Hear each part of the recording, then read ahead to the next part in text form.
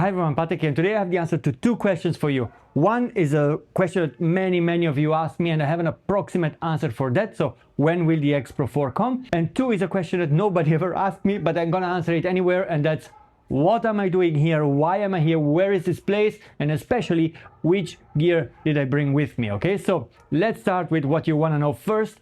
The answer to the X-Pro4. We have received information from several trusted sources at this point, so I'm confident to share it with you that the X-Pro4, which will come, it hasn't been cancelled, but the X-Pro4 will come only sometimes after the Fujifilm X-T6 announcement. We know the X-T6 will come in September. Sometimes after that, there will be an X-Pro4. I don't know exactly the date, I don't have the precise time indication. As soon as I know, I will let you know. So why is it taking so long to come out with the X-Pro4? I don't know that, but if we look at the past statements that Fujifilm did about the X-Pro4, then we see they are thinking really, they want to make something really special with this camera. So not only give it a next generation sensor and processor, and also consider that there is the X-E5 now, and the X-E5 in some ways is already what many wanted the X-Pro4 to be, so a rather premium feeling camera with IBIS inside, with a rangefinder design. So I guess many that, or some that were waiting for an X-Pro4 just grabbed the X-E5 instead. And now the X-Pro4 has to differentiate itself not only from the X-E5 but also from all the other cameras. And I think Fujifilm is looking really into very unique solutions, unique to the X-Pro camera.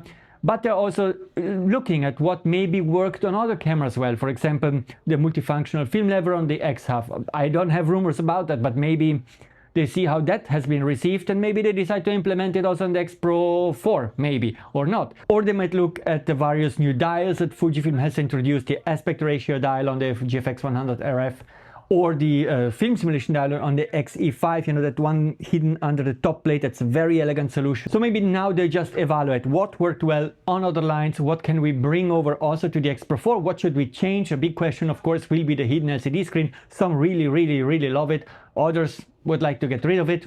So these are all decisions that Fujifilm has to take. So there is, in one way, they have a lot of freedom with the X-Pro line, because the X-E5 also now covers some of the needs that X-Pro shooter had.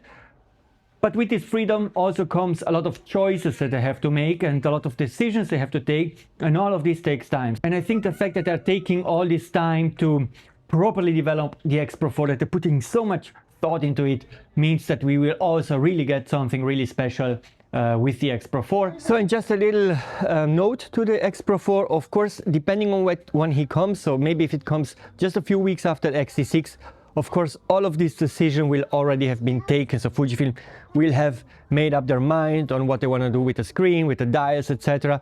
But if it takes a little bit more time, then maybe here and there they have still some time to make some final decisions, to change it up. But anyway, this explains why it is taking Fujifilm so long to come up with the X-Pro4. And now back to the video, and I finish my little walk here with this little guy.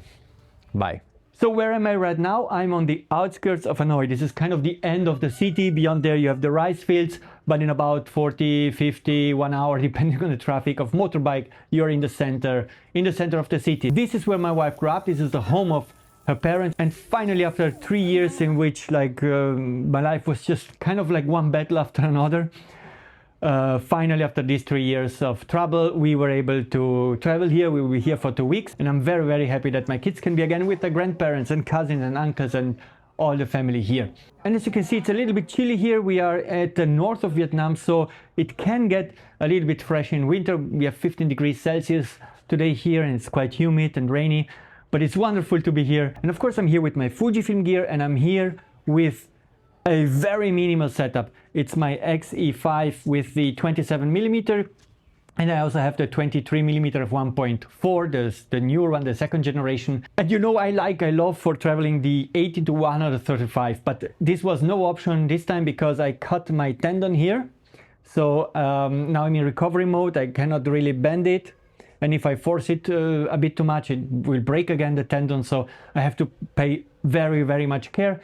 I don't want to take pictures just with my phone, so I didn't really have many options. I knew I have to travel as light as possible. I have the story up also on FujiRumors, and as essential as possible. And until now, I've basically almost always used only the 27mm. It works great, I can handle it well with one hand, but certainly I wouldn't be able to change lenses or take heavier lenses and hold them with this hand.